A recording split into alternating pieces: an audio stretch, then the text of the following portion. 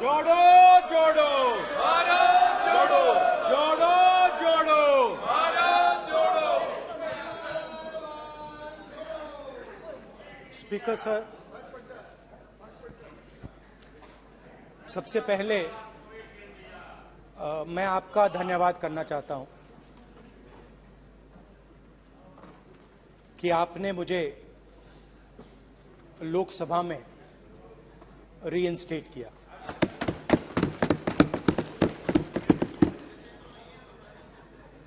और पिछली बार जब मैं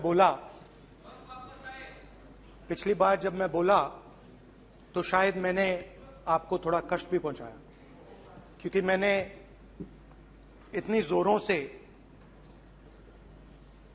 अदानी जी पे फोकस किया कि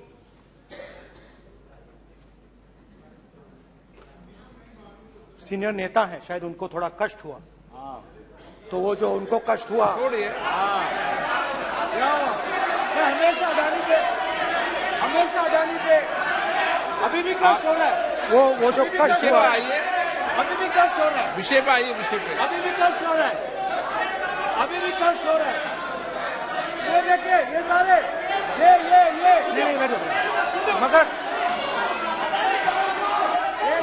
मगर सुनिए तो वो जो कष्ट हुआ, 1 2 3 4 5 उसका असर शायद हुआ। तो इसके लिए मैं आपसे माफी मांगता हूं, मगर मैंने सिर्फ सच्चाई रखी थी। मगर आज जो मेरे बीजेपी के मित्र हैं, आज आपको डरने की जरूरत नहीं है, डरो मत, क्योंकि आज जो मेरा भाषण है, डरो मत, और आप डरो मत।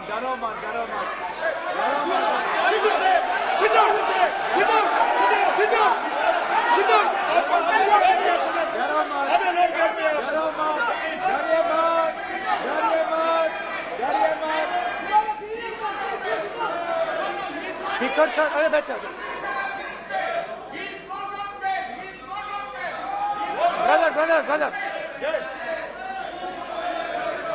तो आज कोई घबराने की जरूरत नहीं है। आज मैं अपना भाषण, मेन जो भाषण है, वो अदानी जी पे नहीं बोलने जा रहा हूं। आप छोड़िए, तो आप रिलैक्स कर सकते हैं, आप शांत रह सकते हैं, क्योंकि मेरा भाषण आज दूसरी डायरेक्शन में जा रहा है।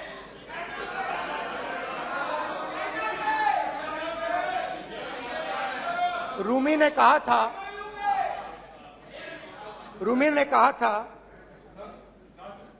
जो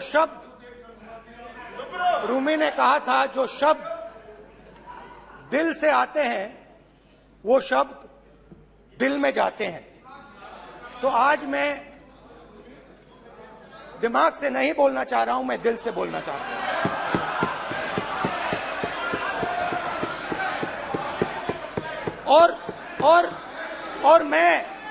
और मैं आज आप लोगों पर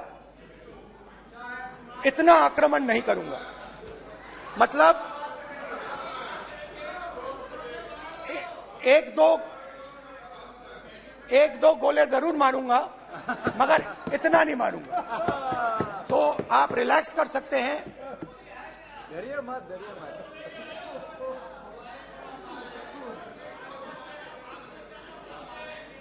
अरे रक्षा मंत्री जी, आज संभाल लेंगे आप लोग।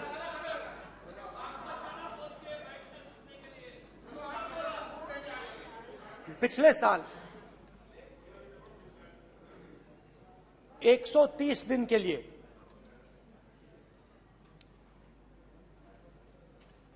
मैं भारत के एक कोने से दूसरे कोने तक गया। अकेला नहीं, बहुत सारे लोगों के साथ।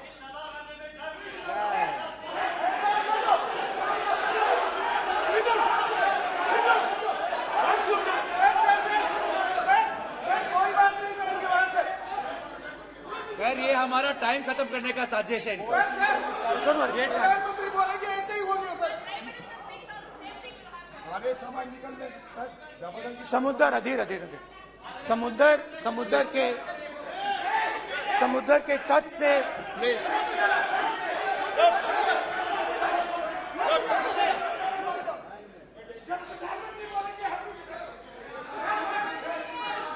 माननीय सदस्य प्लीज प्लीज ऐसे धमकाने का बात की मत बोलो यहाँ पे। यहाँ पे बोलिए, आप उधर भी हाँ प्लीज। मैं समुद्र के तट से कश्मीर की बर्फीली पहाड़ी तक चला। नहीं, लद्दाख को मैंने नहीं छोड़ा। यात्रा अभी खत्म नहीं हुई है, यात्रा जारी है और जरूर लद्दाख आएंगे, घबराइए मत। बहुत सारे लोगों ने मुझसे पूछा यात्रा के दौरान, यात्रा के बाद कि राहुल तुम क्यों चल रहे हो, क्या तुम्हारा लक्ष्य क्या है, कन्याकुमारी से कश्मीर तक क्यों जा रहे हो। और जब वो मुझसे पूछते थे, शुरुआत में मेरे मुंह से जवाब नहीं निकलता।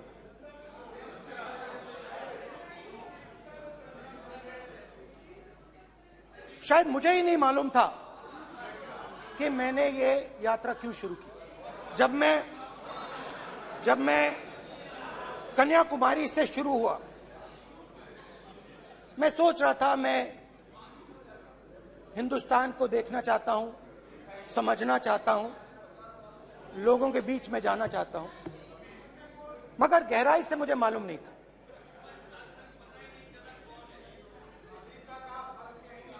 थोड़ी देर में मुझे बात समझ आने लगी।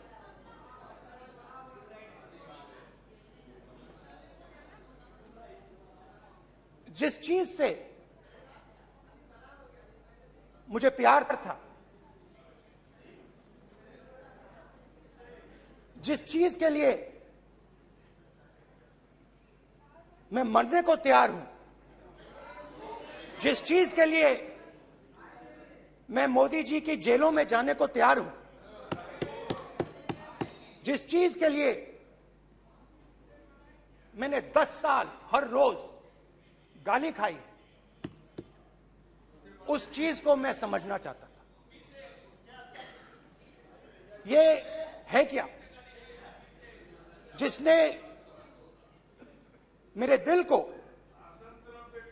इतनी। भाई आप रनिंग कमेंट्री बंद करो, नहीं तो हम भी चालू करेंगे। सुनने का आप धैर्य रखो। जिस चीज ने मेरे दिल को इतनी मजबूती से पकड़ रखा था, उसको मैं समझना चाहता। शुरुआत में जैसे मैंने शुरू किया, सालों से मैं हर रोज 8-10 किलोमीटर दौड़ता हूं, तो मेरे दिमाग में था कि अगर मैं 10 किलोमीटर दौड़ सकता हूं तो 25 किलोमीटर चलने का क्या मतलब, कोई बड़ी बात नहीं। ये मैंने सोचा था। आज मैं उस भावना को देखूं तो वो अहंकार था कि मैं ये कर सकता हूं, ये कुछ नहीं है। तो मेरे दिल में उस समय अहंकार था।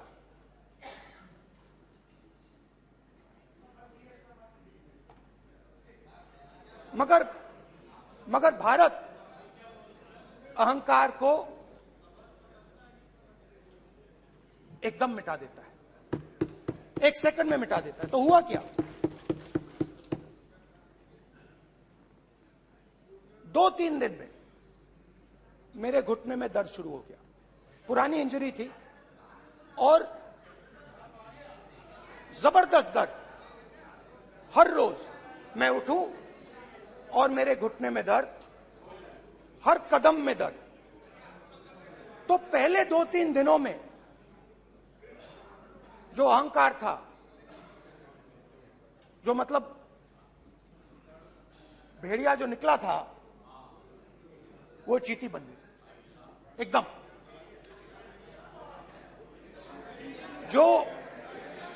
जो हिंदुस्तान को अहंकार से देखने निकला था, वो पूरा का पूरा अहंकार गायब हो गया। और रोज मैं डर डर के चलूं कि क्या मैं कल चल पाऊंगा। ये मेरे दिल में डर था। और जब भी ये डर बढ़ता था, कहीं ना कहीं से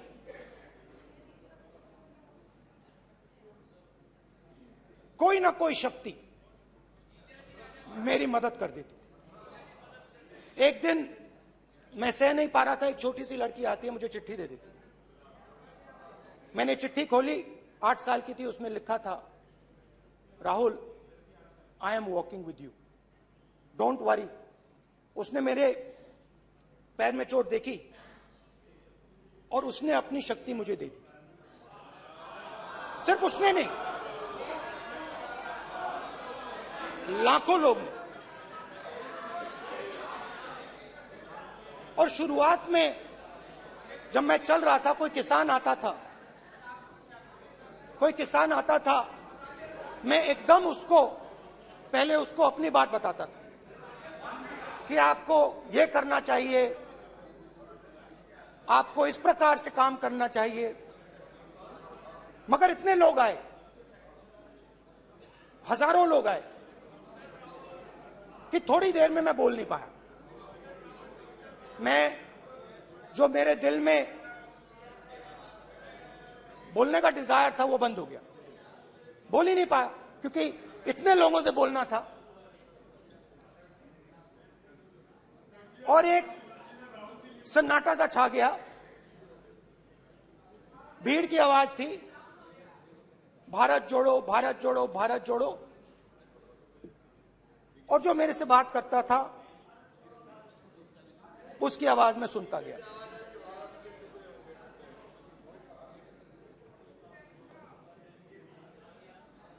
हर रोज सुबह 6 बजे से रात 7-8 बजे तक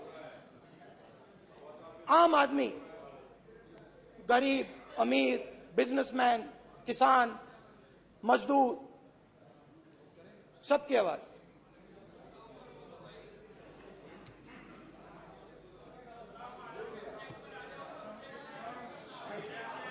आ रहा हूं। आप कल से रुके, अब थोड़ा और रुक लो, 5-10 मिनट रुक जाओ। तो ये चलता गया, मैं बात सुनता गया। और फिर मेरे पास एक किसान आया, और किसान ने हाथ में रुई पकड़ी हुई थी, और उसने मुझे कहा, अध्यक्ष महोदय, उसने मुझे कहा, मेरी आंख में देखकर उसने मुझे अपना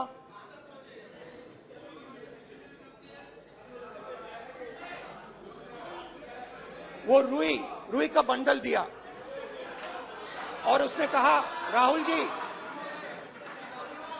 यही बचा है मेरे खेत का, यही बचा है, और कुछ बचा नहीं है। मैंने उससे, जो मैं नॉर्मली सवाल पूछता था, भैया आपको बीमा का पैसा मिला, वो पूछा। बीमा का पैसा मिला, वो पूछा। और किसान ने मेरा हाथ पकड़ा। किसान मुझे कहता है कि नहीं राहुल जी, मुझे बीमा का पैसा नहीं मिला, हिंदुस्तान के बड़े उद्योगपतियों ने वो मुझसे छीन लिया। मगर इस बार बड़ी अजीब सी चीज हुई। जब मैंने किसान को देखा और वो मुझसे बोल रहा था, तो जो उसके दिल में दर्द था वो मेरे दिल में आया। जो उसके आंखों में शर्म थी जब वो अपनी बीवी से बात करता था, वो शर्म मेरी आंखों में आई।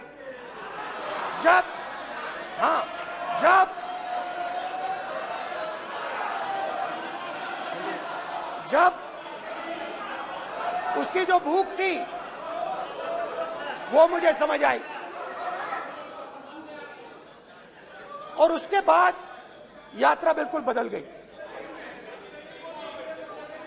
मुझे भीड़ की आवाज नहीं सुनाई देती थी, मुझे सिर्फ उस व्यक्ति की आवाज सुनाई देती थी जो मेरे साथ बात कर रहा था। उसका दर्द, उसकी चोट, उसका दुख, मेरा दुख, मेरी चोट, मेरा दर्द बन गया। समझने की कोशिश करो।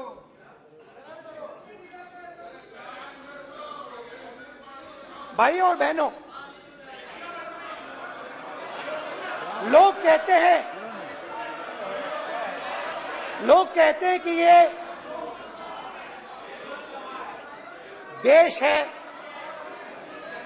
कोई कहता है ये अलग अलग भाषाएं हैं, कोई कहता है ये जमीन है, मिट्टी है, कोई कहता है ये धर्म है, ये सोना है, ये चांदी है। मगर भाइयों और बहनों, सच्चाई है कि ये देश एक आवाज है। ये देश सिर्फ एक आवाज है। ये देश, इस देश की लोगों की आवाज है। इस देश के लोगों का दर्द है, दुख है, कठिनाइयां हैं। और अगर हमें इस आवाज को सुनना है तो हमारे दिल में जो अहंकार है, हमारे जो डिजायर्स हैं, हमारे जो सपने हैं, उनको हमें परे करना पड़ेगा। जब हम अपने सपनों को परे करते हैं तब हमें हिंदुस्तान की आवाज सुनाई देती है, तब तक हिंदुस्तान की आवाज हमें नहीं सुनाई देती। अब आप कहोगे ये बात मैंने नॉन कॉन्फिडेंस मोशन में क्यों रखी? इसका क्या मतलब है कि भारत एक आवाज है, भारत लोगों का दुख है, भारत लोगों का कष्ट है, मुश्किलें हैं। क्योंकि भाइयों और बहनों,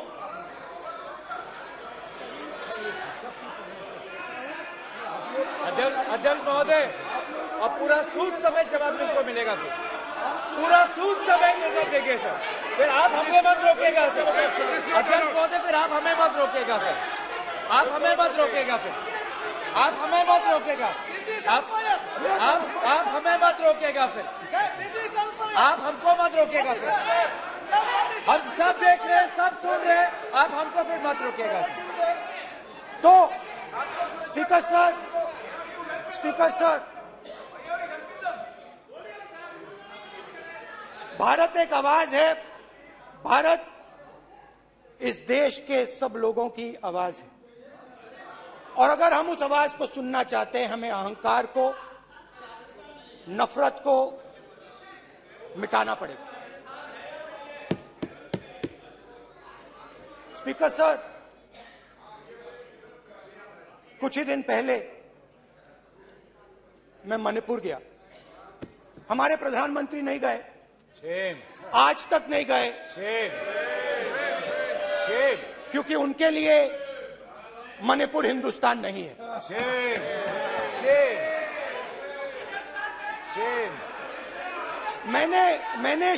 मैंने मणिपुर शब्द प्रयोग किया, मगर आज की सच्चाई यह है कि मणिपुर नहीं बचा है। मणिपुर को आपने दो भाग में कर दिया है। मणिपुर को आपने बांट दिया है, तोड़ दिया है। मैं मणिपुर में रिलीफ कैंप्स में गया। रिलीफ कैंप में आज जा रहा हूं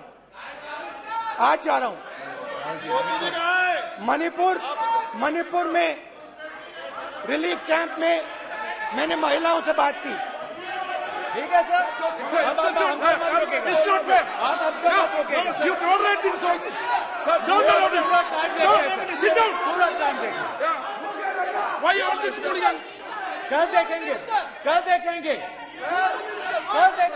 बात नहीं करेंगे सर, प्रधानमंत्री की बात नहीं करेंगे सर ऐसे।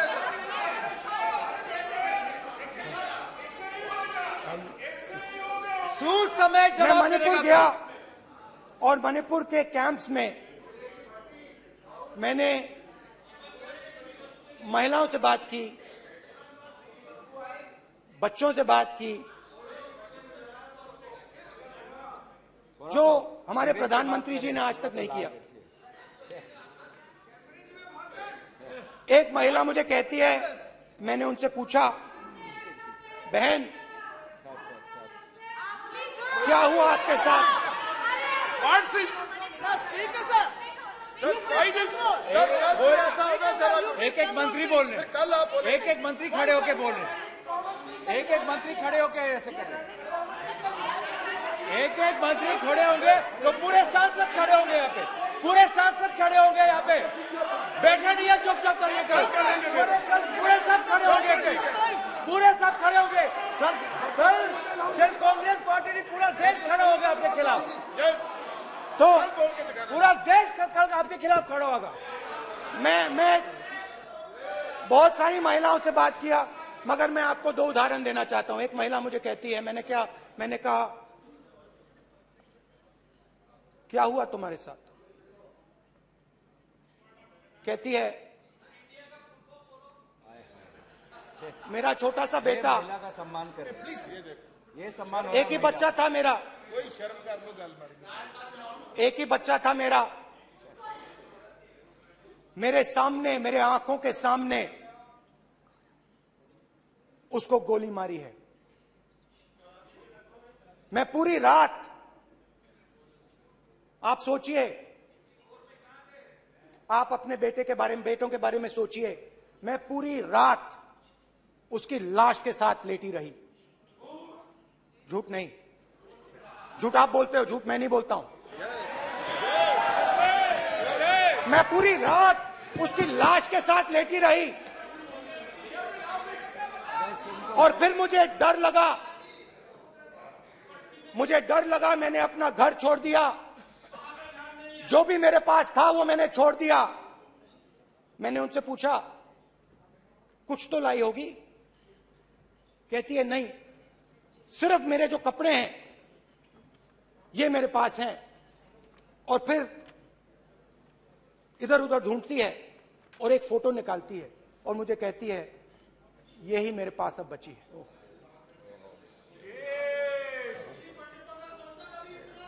एक और उदाहरण, दूसरे कैंप में मैं, एक महिला मेरे सामने आती है, मैं उससे पूछता हूं, तुम्हारे साथ क्या हुआ?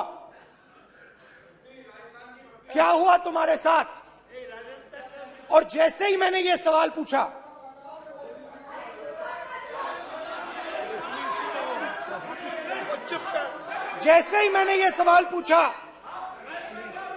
आप महिला का दर्द नहीं सुन सकते? महिला का दर्द नहीं सुन सकते? महिला का दर्द सुनने का आपका धैर्य नहीं है? महिला का दर्द नहीं सुन सकते? महिला का दर्द नहीं सुन सकते?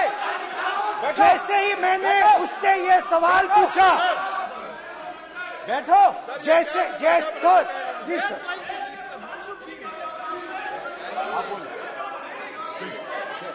शर्म करिए, शर्म करिए।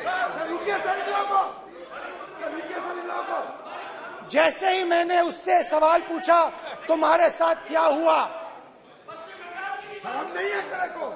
वैसे ही एक सेकंड में वो कांपने लगी। उसने अपने दिमाग में वो दृश्य देखा और वो बेहोश हो गई मेरे सामने। कांपती हुई बेहोश हो गई। तो ये मैंने आपको सिर्फ 2 उदाहरण दिए हैं। स्पीकर सर, इन्होंने मणिपुर में हिंदुस्तान की है, सिर्फ मणिपुर की नहीं, हिंदुस्तान है। इनकी राजनीति ने मणिपुर को नहीं, हिंदुस्तान को मणिपुर में मारा है। हिंदुस्तान को, हिंदुस्तान का मणिपुर में।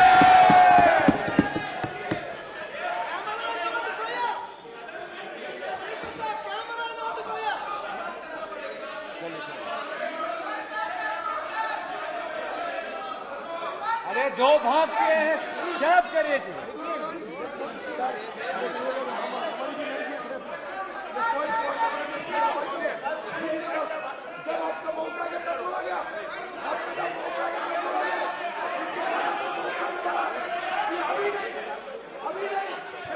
माननीय सभी सदस्यों से कहूंगा शांति रखें, प्लीज प्लीज। मणिपुर, हाँ क्या बोल रहे हैं? अब बोलिए। एक अरे भाई क्या बात है? क्यों बातें कर सकते हैं? क्या बात करते हैं? इन्होंने राहुल गांधी ने आज सदन में पानी पी रहे हैं भाई। आप क्या बात करते हैं? बैठो सर, सर ये राहुल गांधी ने आज जो बातें कही है इस सदन में बहुत ही गंभीर बात किया है। मैं उनसे एक सवाल पूछना चाहता हूँ।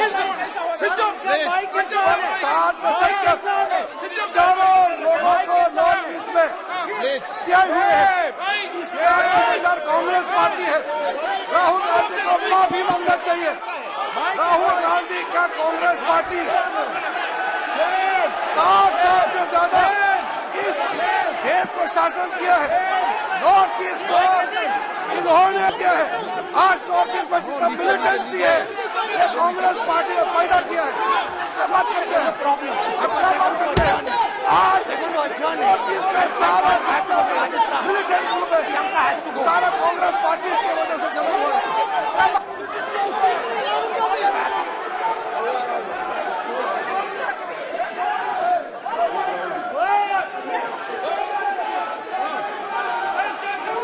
ओके, बैक आजा,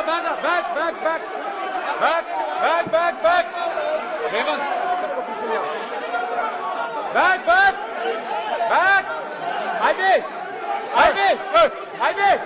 हाईवे हो गया प्रतापन हो गया। आप भाषण नहीं सुनना चाहते? आप भाषण नहीं सुनना चाहते? प्लीज बैठिए, बैठिए, प्लीज बैठिए, चलिए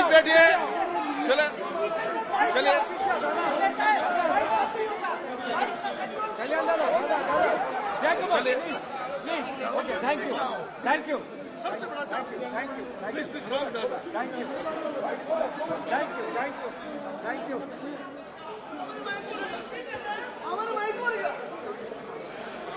एक मिनट बैठिए, एक मिनट प्लीज बैठिए, बालूजी प्लीज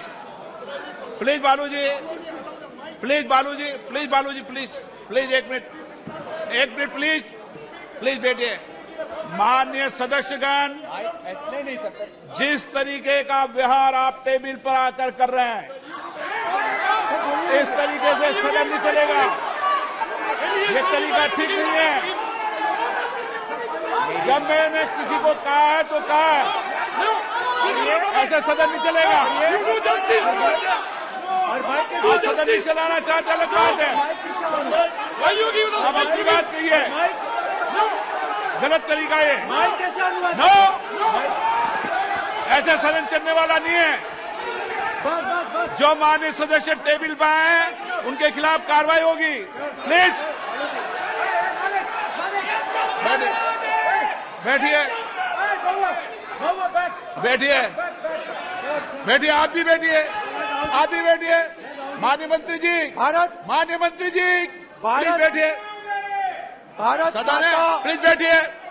भारत माता प्लीज बैठिए। Please brother. मैं बहुत शांति से सुन रहा हूं। इसका तरीका ये नहीं है उचित हो कि आप टेबल पर आए। नहीं, गलत तरीका ये। आप जैसे मैंने माननीय sir please please brother please भाई पानी लो। जैसे मैंने भाषण के शुरुआत में बोला, भारत एक आवाज है। भारत हमारी जनता की आवाज है, दिल की आवाज है। उस आवाज की ने मणिपुर में की। इसका मतलब भारत माता ने मणिपुर में की।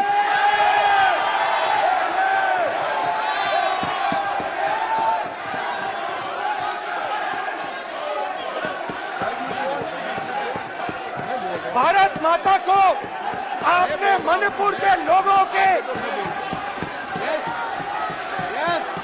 मारा। आपने मणिपुर के लोगों को मारकर भारत की है।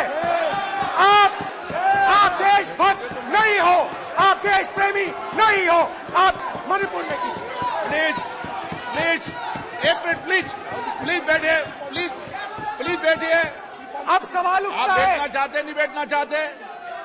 आप बैठना चाहते नहीं बैठना चाहते? इसीलिए आपके मणिपुर में नहीं मैं जा कह रहा हूं, सकते बैठिए आप, हैं, क्योंकि उन्होंने प्लीज देश की हत्या की है। मणिपुर में हिंदुस्तान, भारत माता, मणिपुर के लोगों के दिल में। प्लीज एक मिनट बैठिए आप। तो सवाल उठता है, एक मिनट बैठिए। एक मिनट आप भी विराजे। आप भी विराजो। आप बैठिए सही। नहीं बैठिए, रहने दो आप। आप बैठिए आप प्लीज बैठिए आप प्लीज। आप बोल रहे हैं फिर। आप भारत माता के रखवाले नहीं एक हो, मिनट माननीय सर। आप भारत माता के हत्यारे हो। प्लीज माननीय सर प्लीज माननीय सर प्लीज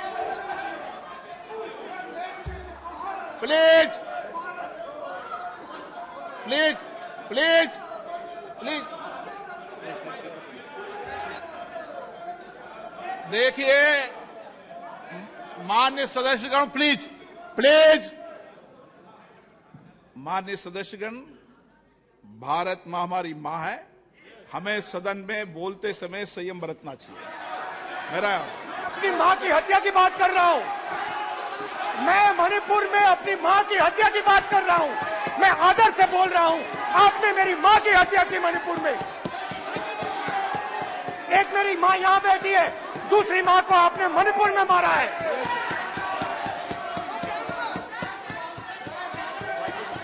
और हर रोज जब तक आप हिंसा को बंद नहीं करोगे, तब तक आप मेरी मां की हत्या कर रहे हो। हिंदुस्तान की सेना मणिपुर में एक दिन में शांति ला सकती है। हिंदुस्तान की सेना का प्रयोग नहीं कर रहे हो, क्योंकि आप हिंदुस्तान को मणिपुर में मारना चाहते हो।